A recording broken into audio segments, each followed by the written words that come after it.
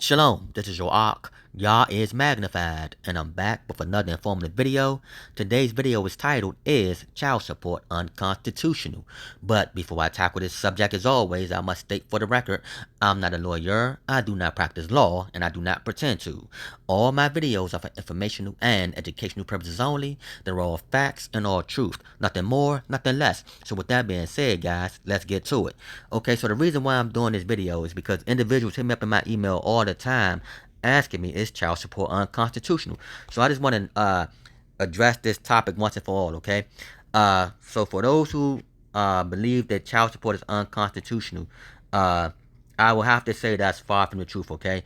Even though there's a lot of individuals on YouTube teaching you all and telling you all that child support is in fact unconstitutional, and the main reason why they believe that because child support is in fact contracts, which is true. Like I told y'all at my in my earlier videos 3 or 4 years ago, where I told y'all that everything in America runs on a continuous series of contracts, right? Why? Because contract is law and law is contracts, okay? Especially in this corporate United States. But let's get to the meat and potatoes so we get some better understanding of what's going on, so you all won't be deceived and believing things that aren't true. Okay?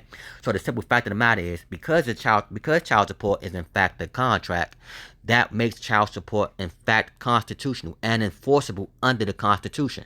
Okay? The United States Constitution and any state constitution, okay?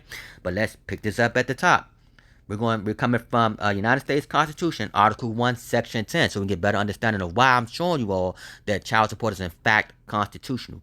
Now, let's pick this up at Clause 1.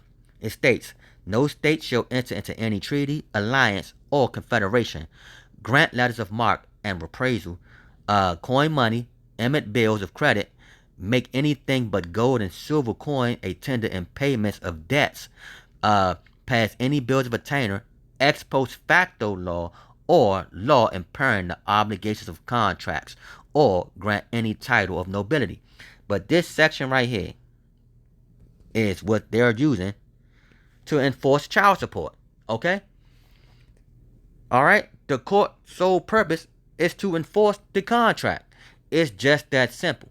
So for someone to tell you all that child support is not unconstitutional, that's a lie. They cannot tell you that child support is unconstitutional, but it's a contract in the same breath. Why? Because contracts are covered under the Constitution. Okay? Can no one impair the obligations of contracts? Child support is in fact a contractual obligation. Okay? People enter into these contracts by many ways. But let's continue to go a little bit deeper, dealing with Article 1, Section 10 of the United States Constitution. Hold tight. Alright, so now as you all can see, we're still dealing with the contract clause. The contract clause of what? The contract clause of the United States government. But not only do the United States government have a contract clause, all the corporate states have contract clauses in their constitutions. But let's continue. Article 1, Section 10, Clause 1 of the United States Constitution, which we just went over, right? But that clause is known as what? Known as the contract clause. So now, guys, pay close attention. You have individuals on YouTube telling you all that child support is unconstitutional, right? Right. But in the same breath, they'll turn around and say that child support is unconstitutional because it's contractual, which is far from the truth, right? Matter of fact, it's the exact opposite. Child support is constitutional because it's a contract that is protected underneath the contract clause of the United States Constitution and the corporate state constitution. That's why they're doing the things that they're doing to you guys in these courts, because they know that you all don't know better. And because you don't know better, they proceed forward in your ignorance and put you in a contract or a bind that you signed and you agreed upon, not knowing how to get yourself out of it. But let's continue. It states, known as the contract clause, imposes certain prohibitions on the states. These prohibitions are meant to protect individuals from intrusions by states' governments and to keep the states from intruding on the enumerated powers of the United States federal government, okay? So for those who believe that child support is federal, even though child support is a state issue, but for those who claim that child support is federal, even if child support is federal, it still falls under the federal contract clause. So it still makes that federal child support, who you claim to be federal, in fact, enforceable under the United States Constitution, pursuant to Article 1, Section 10, Clause 1 of the United States Constitution. There's nowhere around this simple fact, guys. But let's continue. Again, if you guys know how to participate in commerce and know how to maneuver in contracts, then you can remove the state's intrusion into your private affairs. And it's just that simple, guys. But let's continue. Among other things, this clause prohibits states from what? Issuing their own money. That's why the states does not issue their own money. Let's continue. And from enacting legislation relieving particular persons of their contractual obligations. Okay, so the state cannot form a legislation to remove a person from their contractual obligations. The court cannot remove a person from their contractual obligations, and the state cannot relieve a person from their contractual obligations. No, the court can only enforce the contractual obligations. That's the main reason why they pull you into the court.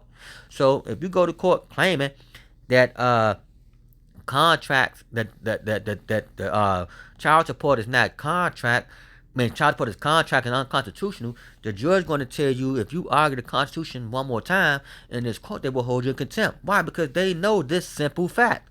But let's continue on. It states, although the clause recognizes people's right to form contracts, who writes to form contracts? The people.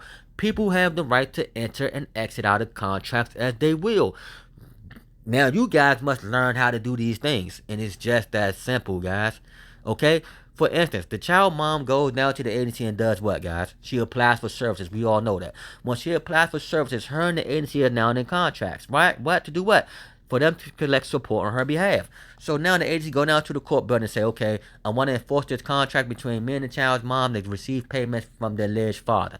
Okay? If the father signed the birth certificate, then the father signed the contract agreeing to pay support. Okay? According to them, this is what they believe. I'm just saying what they believe, okay? Or if the father did not sign the birth certificate, they'll petition the court to do what? To establish paternity.